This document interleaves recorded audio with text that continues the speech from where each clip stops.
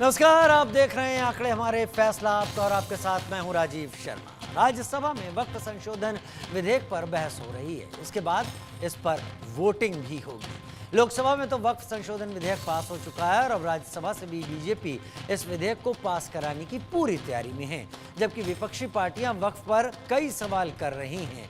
इसे मुस्लिमों के खिलाफ साजिश बता रही हैं। आखिरकार कहा जा रहा है कि ये बिल गरीब मुसलमानों के हित में है।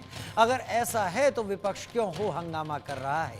क्या वक्फ के नाम पर सियासत हो रही है?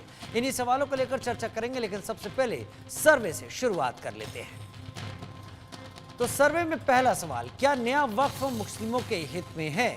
हाँ कहने वाले लोग 58% सामने आए। उनका कहना था कि हाँ, ये मुस्लिमों के हित में है। 41% लोगों ने कहा कि नहीं, ये मुस्लिमों के हित में नहीं है, और 1% ने कहा कि हम इस पर कुछ भी कह नहीं सकते। दूसरा सवाल, अगर नए वक्फ से गरीब मुसलमानों को फायदा तो विपक्ष को नुकसान कैसे?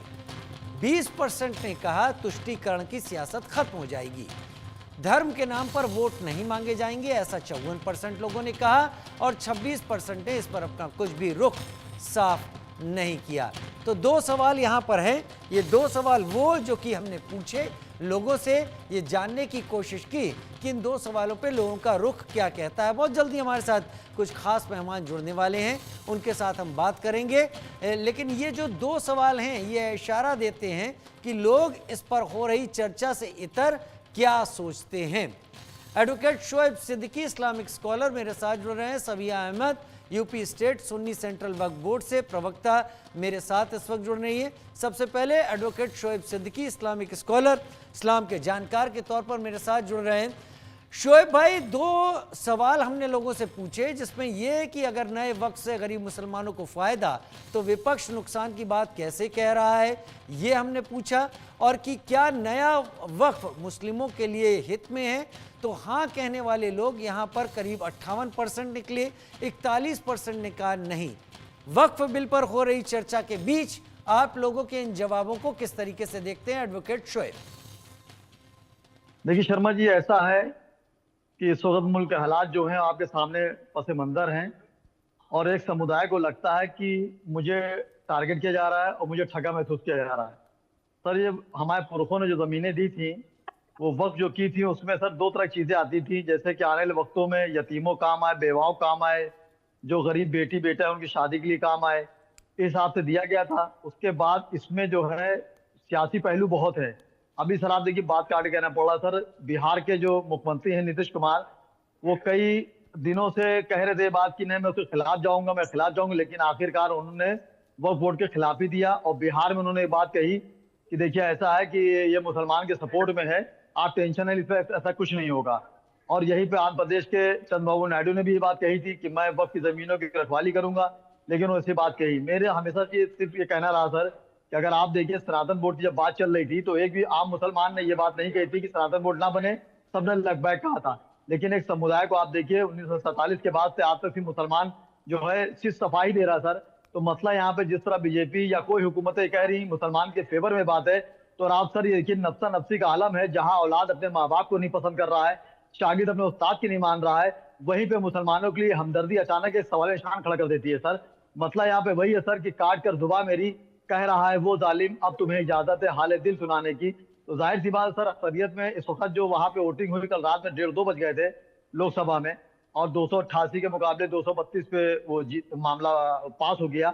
अभी मैं समझता हूँ अभी राज्यसभा में चलेगा मामला, अगर उसमें भी पास हो जाता है जाहिर सी बात पास होगा। चूंकि आप देखिए कि होता क्या सर कि गद्दी पाने के लिए आप देखिए लोगों ने एक दूसरे को गर्दनें काट दी हुकूमतें पाने के लिए। अगर पिछले आप जमाने में जाए तो इक्तदार की भूख बहुत सर रहती है, किसी को मुसलमान की फिक्र नहीं। आप देखिए सर 1857 में जब जंग की आजादी छेड़ी गई थी, तो मेरे हिंदू भाइयों साथ साथ मुसलमान ने भी खून बहा था, और उसके बाद आजादी मिली थी। लेकिन अगर आप देख लें सर 1947 के बाद से अगर आज तक आप देख लें, तो हर पार्टी ने सिर्फ मुसलमान को वोट बैंक समझा और कुछ नहीं समझा, और जब इक़्तिदार में आए तो उन्हीं के लोगों ने मलाई काटी, मुसलमान जहां पे खड़ा था वहीं रहा। तो यहाँ पे जब मुसलमान पे कोई सर एक सेकंड मुकम्मल कर दूं, मेरी वजीर आजम, मुल्क के वजीर आजम नरेंद्र मोदी जी से गुजारिश है, और रियासत के सभी वजीर आला, खास यूपी के वजीर आला योगी आदित्यनाथ जी से गुजारिश है कि इस बात को मंजर आम पर जरूर लाएं और आम आवाम से जरूर पूछना था, लेकिन अब तो बात आगे निकल चुकी है।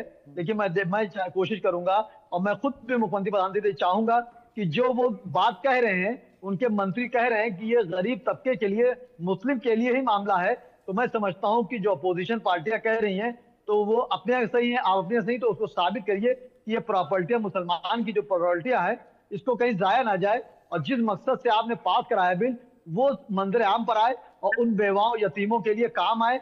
वरना मुसलमान को लगेगा कि मुझे ठगा महसूस किया गया है। और मैंने हमेशा एक बात कही कि एक आरजू नहीं, हर आरजू तो ये है, लाकर जरा फिर एक दो खाके वतन कफन में। हर मुसलमान इस मुल्क के लिए जान देता है और देता रहेगा, लेकिन चंद लोग ऐसे होते हैं कि मुसलमान के ऊपर छीटाकशी करते हैं। और मेरा सर हमेशा शर्मा जी एक बात कहना रहा कि अगर शुएब सिद्दीकी ने कोई गलती करी है तो पूरे समुदाय को खतावार न ठहराया जाए। मेरी उम्मीद है कि सर जो भी होगा वो मुसलमान के हक में होगा। मुझे प्रधानमंत्री, मुख्यमंत्री से यही उम्मीद है सर।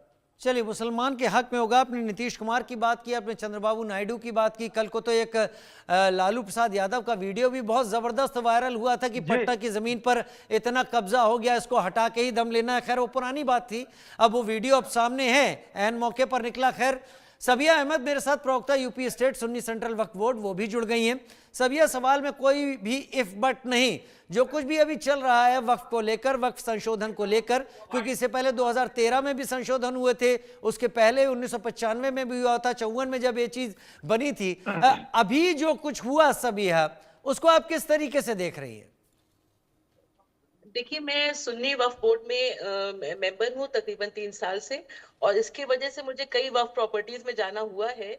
और जब हम लोग कोशिश करते हैं कि इस वक्फ प्रॉपर्टी में हम कुछ इम्प्रूवमेंट लाएं या लाने की कोशिश करते हैं हम लोग, जो उसका वाकई हक बनता है, तो ये मुमकिन नहीं होता है कि हम प्रशासन का सहयोग ना लें। प्रशासन के सहयोग के साथ ही फिर हम वहां पर कुछ इम्प्रूवमेंट ला पाते हैं, ये कॉमन सी बात है।